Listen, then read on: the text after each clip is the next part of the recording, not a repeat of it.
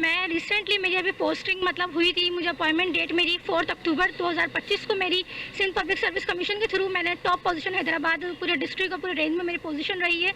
उसके बाद जब मेरी एचआरसी में मैंने उधर वहाँ पे काम भी किया है। अभी रिसेंटली एक इंसिडेंट अक्कर हुआ है वहाँ पे मुझसे 27 नवंबर को मुझे कॉल आई थी एसएसपी ऑफिस के ऑफिशियल नंबर से कि मारिया सारियों ने आपको ऑफिस में बुलाया है।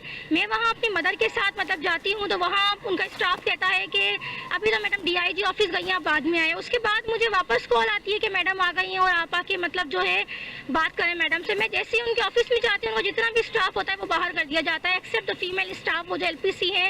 उन्होंने मेरा मोबाइल वगैरह मतलब मुझे पूरा एक फोर्सफुली मेरा मोबाइल छीना गया, मेरा वहाँ पे पासवर्ड वगैरह लिया गया। फिर बाद में मुझे बाहर मतलब भेज दिया जाता है कि आप बाहर जाके बैठ जाएं। मेरा अपना छोटा भाई मेरे साथ होता है, ये सारा वाकया उसके सामने हुआ है। उसके बाद ये था कि 1 घंटे तक वो मेरा मोबाइल यूज़ करती रही है लीगली फोर्सफुली जो भी था। थोड़ी देर बाद उनकी जो एलपीसी आती है वो बाहर वो ये कहती हैं कि अपना मोबाइल पे जो है पासवर्ड आप मतलब लिख कर दें। सारे सीसीटीवी में हर चीज़ रिकॉर्ड होगी अगर उनके पास डेटा या सेव होगा। इसके बाद अब मैं थोड़ा शोर करती हूँ कि मेरा मोबाइल क्यों लिया है तो कहती है एसएसपी साहब से आप कल आके ये मोबाइल अपना लें। उसके बाद ये होता मारिया सारे खुद बाहर आती है, मुझे 3 से 4 थप्पड़े मारे गए हैं सब स्टाफ के सामने। सारे एप्लीकेंट्स थे, सारे ऑफिसर्स वगैरह सब थे और मेरा यूरिन भी पास हुआ था जिसमें सब लोग मुझे कहते हैं कि आप बाहर जाएं मैडम, मतलब मुझे बाहर निकाल दीजिए। और ये है कि जुमरात की रात को मेरे ही मोबाइल से मैंने अपने क्लास फेलोज को धमकाने के मैसेज किए गए हैं। मेरे पुलिस के ऑफिशियल ग्रुप्स में आयशा बन के मैसेज किया गया है कि मैं इस बात का इकरार करती हूँ कि मेरा उसके हस्बैंड नवेद समेजो के साथ निकाह हुआ है और रिलेशन है जो भी है जो मुझ पर इल्ज़ाम लगाए गए हैं।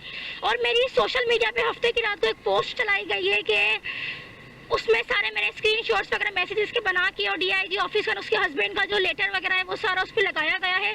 तो फिर भी मैं खामोश थी सिर्फ अपने डिपार्टमेंट की वजह से कि मेरे डिपार्टमेंट की बाहर बात जो है बाहर ना जाए। लेकिन 10 दिन से ऊपर ये टाइम हो गया, अभी तक इसकी इंक्वायरी चल रही है, कुछ भी इसके रिजल्ट अभी तक नहीं आए हैं। मुझे बुलाया गया था कि आपकी एप्लीकेशन आपके अगेंस्ट भी जो इंचार्ज एचआरसी ने दी है और मैंने भी उनके अगेंस्ट एसएसपी साहब को दी है, मैंने आईजी साहब को दी है, मैंने जितने भी आला इदारे हैं मेरी उनसे अपील है कि मुझे इंसाफ दिया जाए।